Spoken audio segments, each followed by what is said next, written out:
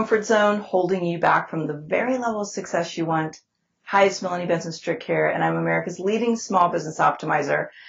And I personally have been at the effect of a comfort zone, and I know many of my clients have, so I thought it might be a really good subject for us to cover today. Because when your comfort zone has taken over, you're literally feeling like you're stuck and you cannot take action. Think of your comfort zone like a protection device. It literally tries to lock you in and protect you from being able to do the very thing you want. Now, why would you do that? Well, here's how it works. Your subconscious mind has one objective, and that is to keep you safe. So if you have ideas and goals and projects and a big vision that part of you, or maybe on some level, it feels like it's such a big stretch, or it's in the unknown, or there's a lot of fear around it, and it's going to cause you to have to do things different, or in your mind you're making up that, oh my gosh, I might lose this, or I'm going to have to give that up. Your comfort zone is going to kick in and take over. And, your comfort zone is basically just this big piece of energy and tension trying to keep you in place. The part of us, the subconscious part of us, doesn't want things to change. It likes status quo. It likes things the way they are. And so when you're thinking about changing it up, it's going to freak out. And it's going to, for some of us, it's like digging our heels in, or we do a lot of things that distract us, or maybe we self-sabotage. Maybe there's a conversation that you think you want to have, and you have this conversation with people, and then they talk you out of this dream. Comfort zone shows up in a lot of different ways, but the essence of it is it's holding you hostage where you are right now. It's literally causing this huge gap between what you want, or what you think you want, and what you are at, where you at right now. So when you think of it like this, if you have an idea or something you want to do and fear kicks in, or you just can't quite see how to get to the other side, it may be that you're in your comfort zone. And guess what? In your comfort zone, everything is all nice and cozy, right?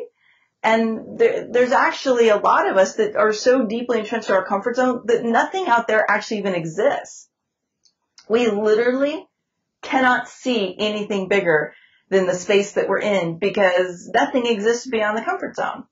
I know if you're watching this, that's probably not you. You're probably a big risk taker, and you like to do things, and you like to stretch and grow, and maybe you've got a big vision and idea you want to take on, but you are feeling a little bit like you're being held back. So how do we get through the comfort zone? I like to think of the comfort zone like the environment around Earth. And obviously on the other side, there's a lot of space and time and a whole unknown atmosphere and environment to deal with. But we can't get there because of this protection unless we have rocket boosters that thrust and push through the resistance that the environment creates. So when you need to get to this unknown place and you want to go into playing a bigger game, you've got to figure out how to get these rocket boosters to push through the resistance. Because that's all it is it's resistance.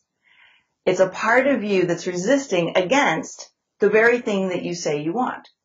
So what are some ways that you can turn on your own rocket boosters? Well, one way you can turn on a rocket booster is reconnect to your big why.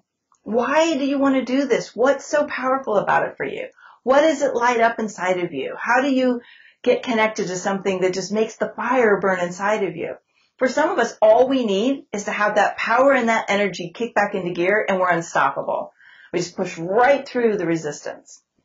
Sometimes we need to surround ourselves with people who are living constantly outside their comfort zone. They're always taking risks. They're always pushing through the resistance.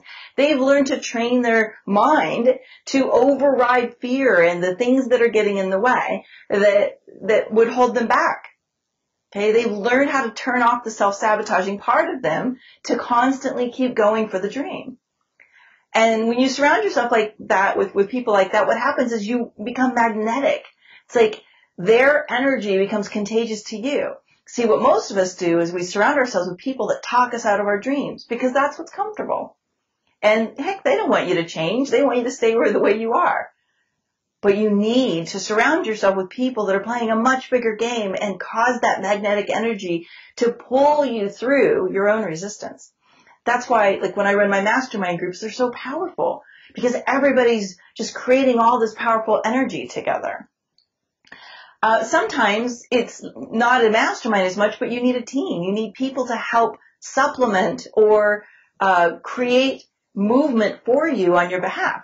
You need to hire people to get things done that you don't know how to do or that you don't have time to do. You need them to help expand your ability to get things done. And that can create the momentum. And it also can help you override that how issue. I don't know how. I don't know what to do. Well, if you hire experts and people that do know, whether it's a coach or your team, then you can take the how issue out of the way. And again, that's where a lot of resistance comes from. I don't know how, okay? So we've got reconnect to your big why, surround yourself with people that are playing this big game and live outside their comfort zone, hire help, okay? So those are 3 really powerful ways. And then the 4th is sometimes you just need to re-energize yourself. Let's truth talk for a second. If you're playing a big game and you're pushing against your resistance all the time, sometimes you got to take a break and you got to recharge, especially if you've experienced a failure or some life-changing trauma has happened, which happens to many of us. I've had them. And I will be honest with you, it really takes me out of my game for a while. But I know that. Be gentle. Allow yourself to recharge and then come back to the game, then come back to the goal. You know, it's really hard to push past that resistance that's in your comfort zone when you are depleted. So you may need to give yourself a break and then come back to it when you recharge. That might mean you need to do some self-care, take some time away. You might need to look at your nutrition and your sleep patterns and, heal your body, heal your mind, heal your spirit so that you can come back totally motivated, totally inspired and ready to kick some butt, right? Not that I'm speaking from experience or anything. I am.